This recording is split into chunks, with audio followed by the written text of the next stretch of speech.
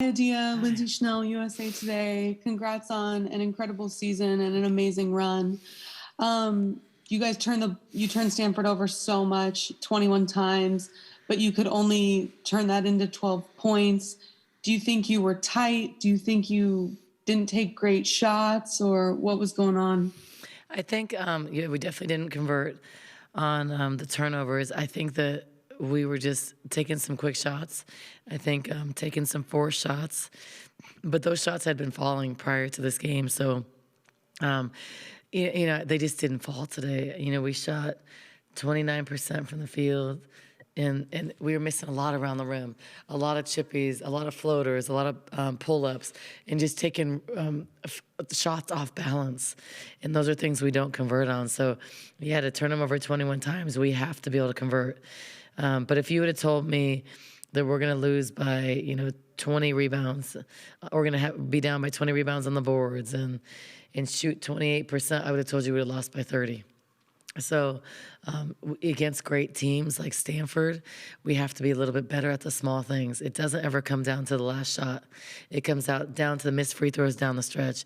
It comes down to the foul and the three-point shot. It comes down to getting the turnovers and not converting. So it's those things. It's never the last play.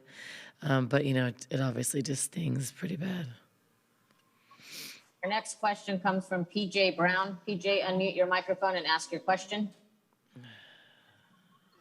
Hi, Adia. This is PJ from the Arizona Daily Star. I don't know if you can hear me. I can hear you. It's a little loud here. It's hard, so I might be screaming. But Okay. I know this was a tough loss. But if you can take a moment and think about not just this tournament run, but your whole season and what this team has accomplished.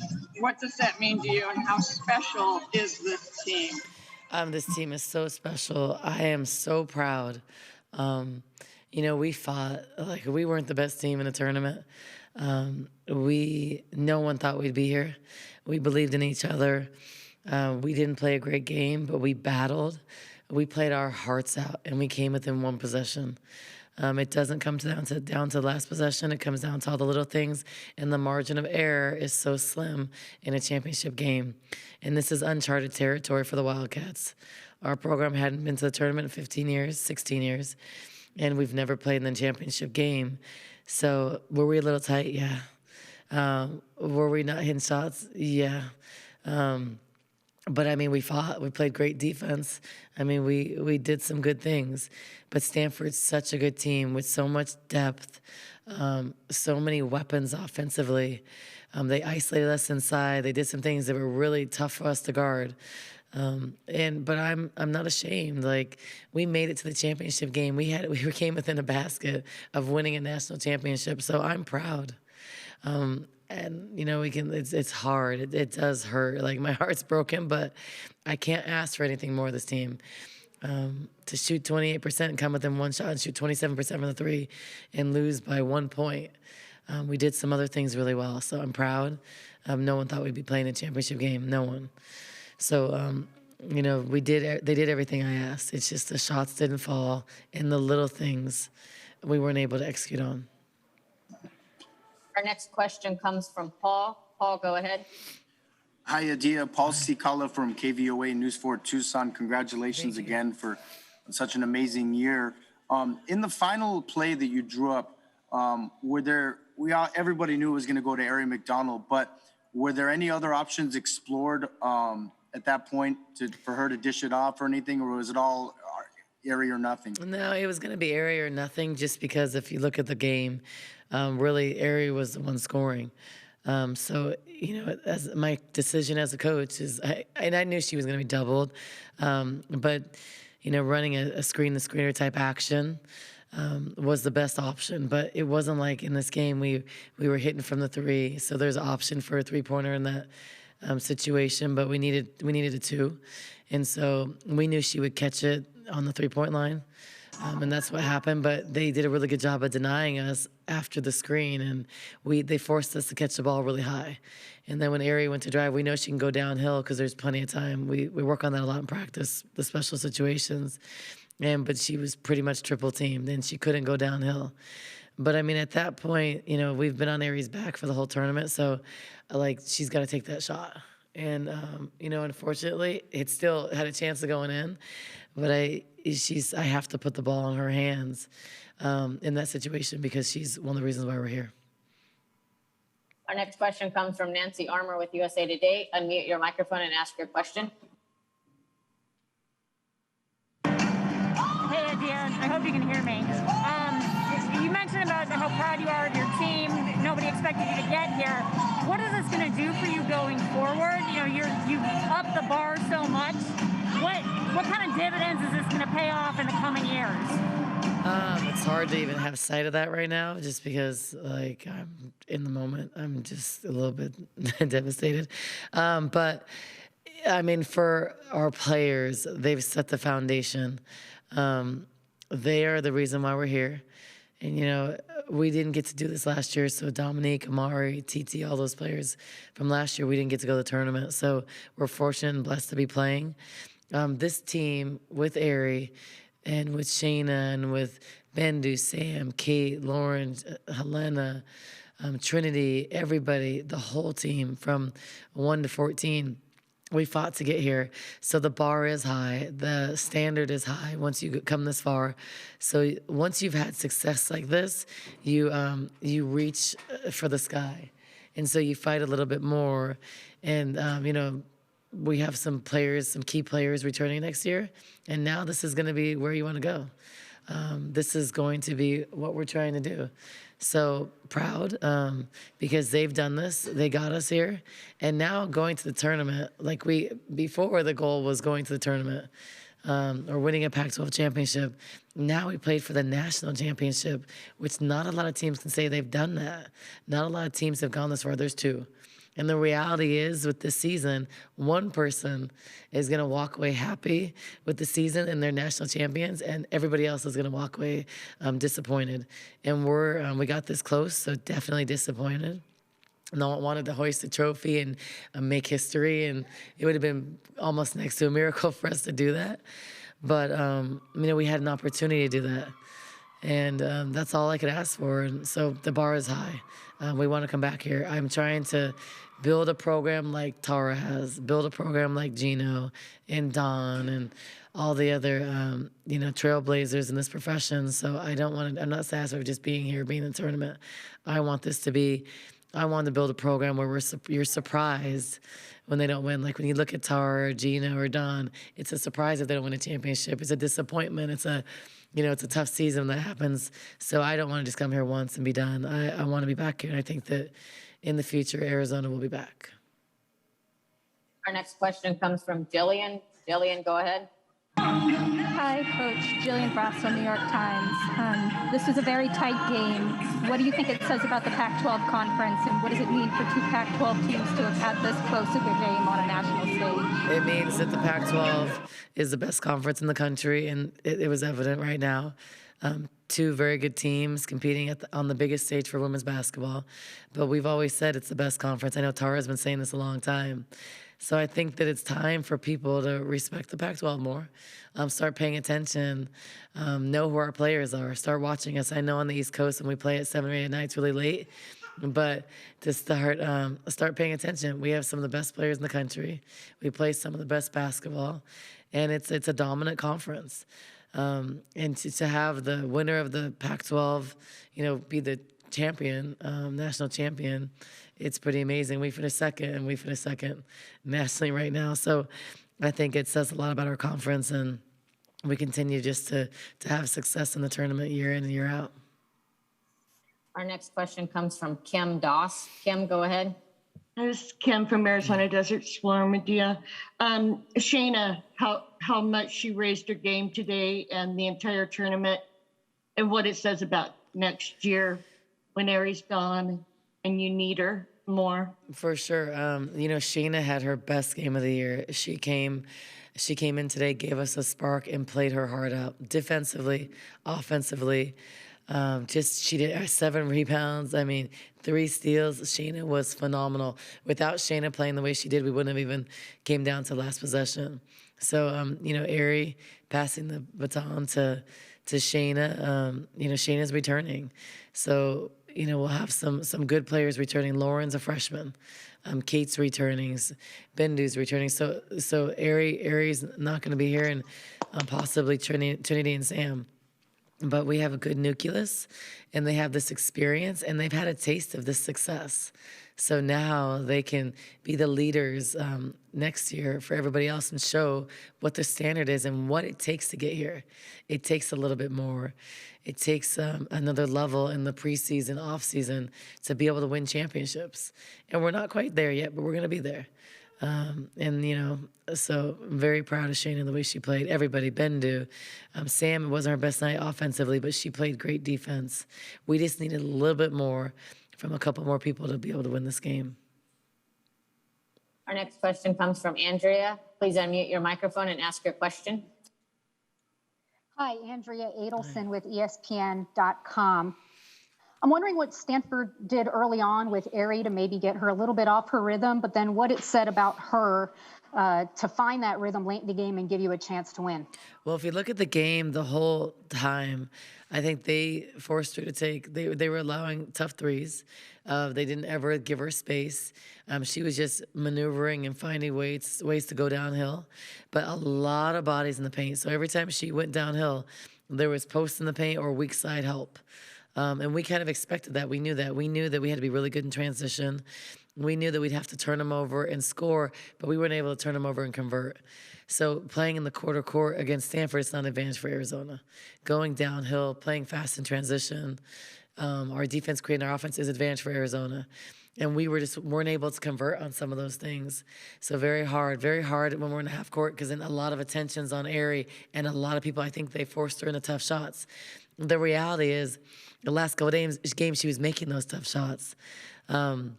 We took a lot of quick shots that were hard, took a lot of off-balance shots, but they just didn't fall.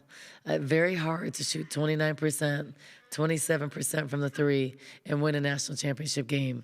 We had to have some more shots fall, and that's all. Sorry, that's my baby in the background. Our next question will come from Troy. Please unmute your microphone and ask your question. Hi, Adia. Troy Hutchison, All Sports Tucson. This is going to be a two-part question. Okay. First, what will you remember about this team? And secondly, does this run cement Aari's legacy as the best player in program history? Yeah, for sure. So Aari, hands down, no doubt, is the best player in Arizona's history. She was a lot better than I ever was. And the fact that I held those records for so long, it doesn't mean a lot, because that means we weren't that good for a long time. So Aari just shattered everything. A better player than I could have ever been. Led us to the national championship game when no one would have thought that. So Aari was phenomenal. Definitely the best player in Arizona history. And I'm proud that I coached her. I'm proud she chose me twice. I'm proud she came to Arizona to do something special when we weren't good. We were probably 300 something RPI. And for her to come here and then come back when she could have gone pro, and then to lead us to national championship and be one shot away from winning it all, I mean, she's amazing. What was your other question? Hold on, let me get back to it. I forgot, Hold on sorry. one quick second. Let's go to Jay, and then we'll come back to Okay, sorry, I forgot the second part. Jay, go ahead. Hi, Adia. Jay Gonzalez, Fox Sports 1450. There were 3 or 4 times in the game that it looked like Stanford was going to get away from you. They went up by 9. I think one time they were up by 11. What did you feel you had to do at that point? What did you say to your team to not let it get away from you? I had to make a couple of defensive adjustments. We were getting lost a couple of times on some specific scout-specific actions that when we didn't execute it, they scored. So it just had to be a little bit better with some actions. And then I think that we did that.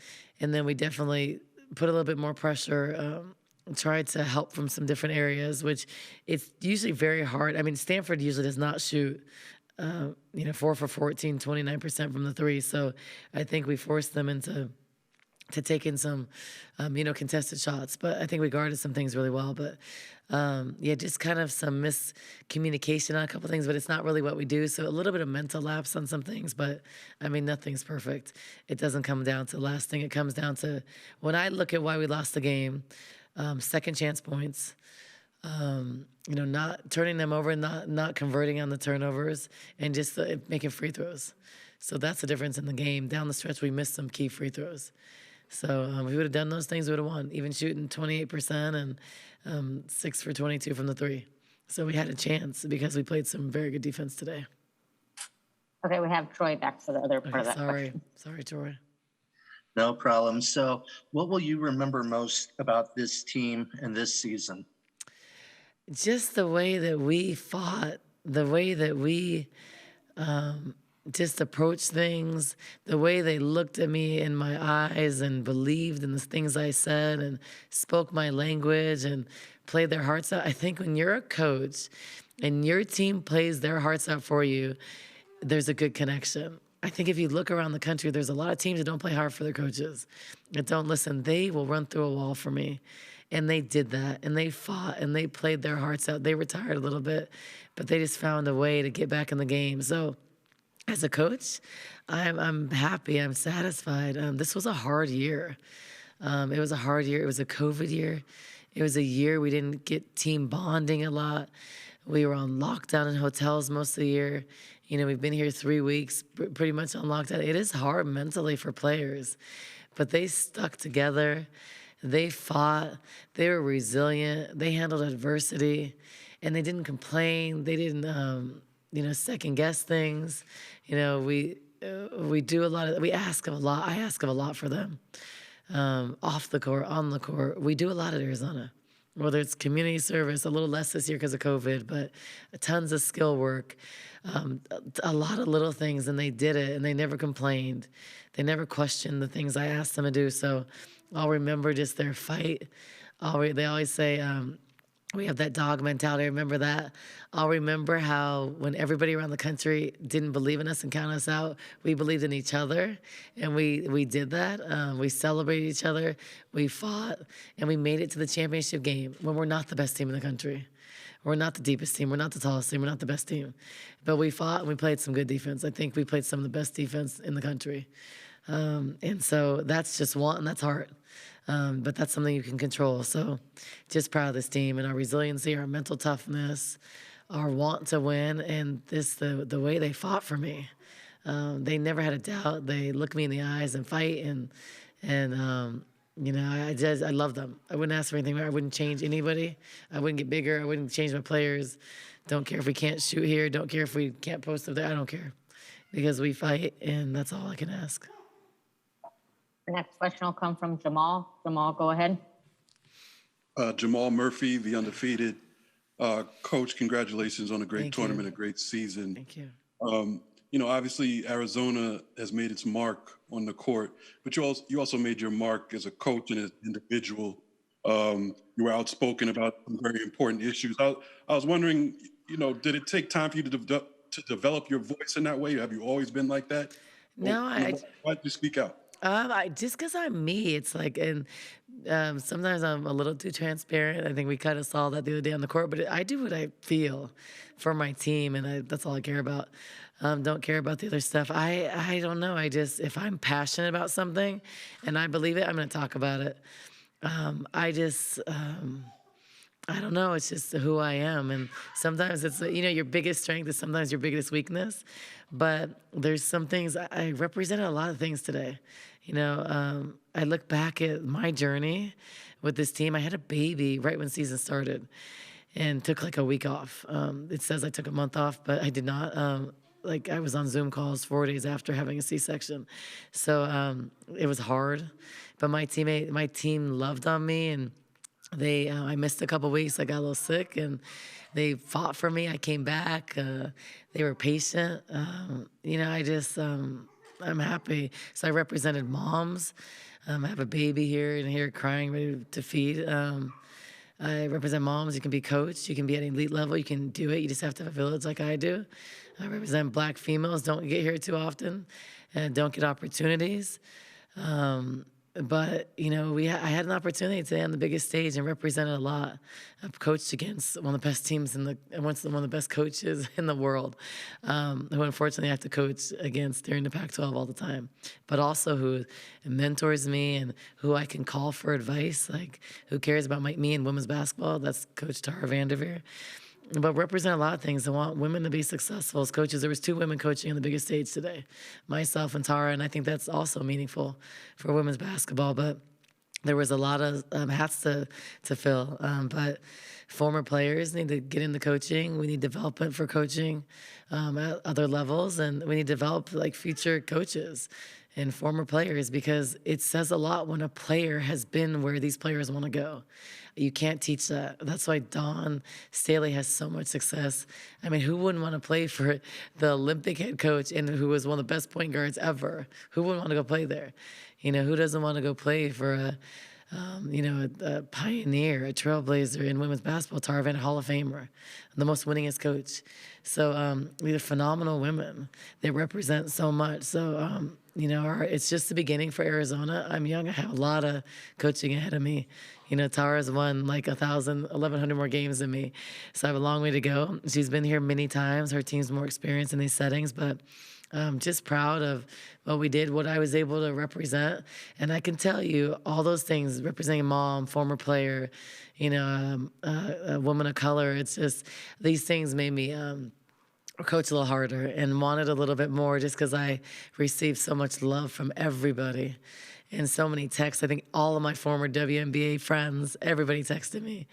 And they were rooting for me, so I wanted it bad for so many reasons, and I wasn't able to get it done. I'm sad, but you know.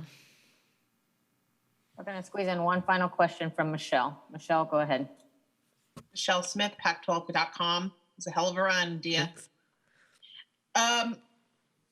Let me ask you about Tara really quick. 29 years between titles, the longest gap between titles in Division I collegiate sports history. What kind of perseverance, resilience does it take to run a program to a lot of Final Fours, to a lot of conference championships, and then after almost 3 decades, win another title? I mean, it means so much. The fact that I think nowadays, if you look at coaching, like to even have the opportunity to coach that long at one place means you're so successful. I mean, to be at the same school for so many years and have like sustained success, it just shows what a phenomenal coach she is. And so much time in between, the fact that she's still coaching at this level and having so much success, it speaks volumes to her and who she is and what she does. And I think that, I'm very happy for Tara. I think she's amazing. She's helped me since I became the coach at Arizona. She's believed in me, and she's given me advice. She's given me constructive criticism. She's always cheering for me. She always says she cheers for me, except for one time in the year when we play each other. But it means a lot. Like, she's one of the best there is. And I think that she's, unfortunately for us, she's going to be coaching a lot longer. I don't think she's going to hang it up yet, because she just has a phenomenal class coming in next year, along with Gino and some of the incredible, and Dawn. They have amazing classes coming in next year, so they'll be back here, I'm sure. But yeah, it means a lot. It's been so many years in between, and for her to be so successful, it just shows what a great coach she is. And so, I think for me as a young coach, to be able to coach against her in our conference, it makes me better. I think to be the best, you got to play against the best and coach against the best. And I get to do that against a lot of great coaches in our conference. So I'm happy for Stanford. They're a phenomenal team. It was really hard for us to do some things that we normally do. She's got a great team, and they're going to be good for a lot longer. Coach, thank you for your time this evening. Thank you. Congratulations on a great season. Look forward to seeing you here next year. Thank you. And go enjoy your family. Thanks. Thank you all for joining us this evening. This ends our press conference. A recording of this press conference will be posted in the NCAA Digital Media Hub at www.ncaa.veritone.com. Thank you for joining us, and have a happy Easter.